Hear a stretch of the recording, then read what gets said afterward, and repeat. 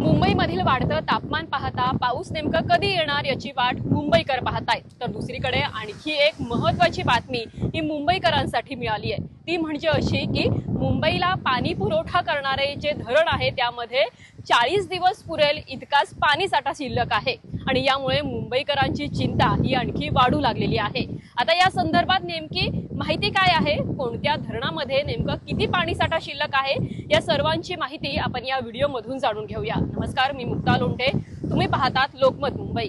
मान्सूनचा जो प्रवास आहे तो अधिक लांबणीवर गेलेला आहे आणि 10 जून नंतर पाऊस मुंबईमध्ये दाखल होणार अशी माहिती हवामान खात्याने दिली आहे। त्यामुळे गेल्या काही दिवसांपासून असह्य उन्हाच्या झळांना सामोरे जाणारे मुंबईकर पावसाची प्रतीक्षा करतायत आणि अशातच मुंबई महानगरपालिकेने काही भागांमध्ये 10% पाणी कपातही केलेली आहे।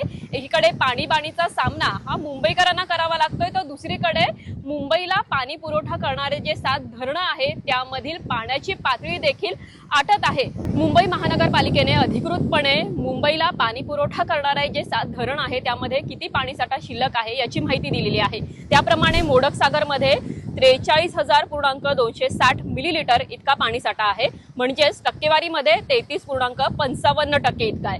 तानसा धरणामध्ये 12,647 इतका पाणीसाठा आहे आणि टक्केवारीमध्ये 8.72% इतका आहे।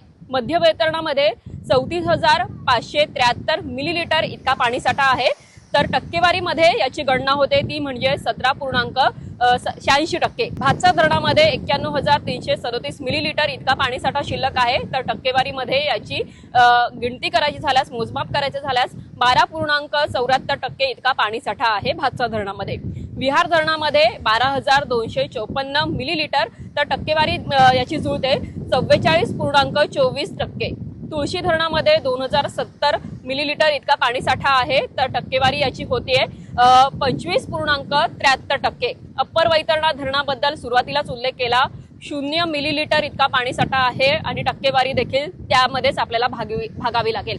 एकंदरीत आपण पाहिलं तर हा संपूर्ण जो आहे पाणी संदर्भातील प्रश्न आता मुंबई महानगरपालिकेसाठी देखील तितकाच चिंताजनक होत चाललेला आहे, ज्याप्रमाणे मुंबईकरांसाठी होतोय। आता अशातच आणखी एक महत्त्वाची बाब म्हणजे केंद्रीय भूजल प्राधिकरणाने जे विहारामधून किंवा आपण पाहिलं तर विहिरीमधून पाणी उपसा केला जातो, अनेक जे भूजल साठे आहेत त्यामधून पाणी उपसा करणारे जे टँकर असोसिएशन आहेत त्यांच्यासाठी एक नियमावली जाहीर केलेली आहे आणि या नियमावलीमध्ये त्यांनी या संदर्भातील काही नियम व अटी जर तुम्ही पाळल्या नाहीत किंवा ना हरकत प्रमाणपत्रा संदर्भामध्ये देखील भाष्य केलेलं आहे। त्यामुळे टँकर असोसिएशनने देखील या संपूर्ण जे आहे पाणी साठ्या संदर्भामध्ये एक महत्त्वाचा निर्णय घेतलेला आहे आणि संपाची घोषणा केलेली आहे।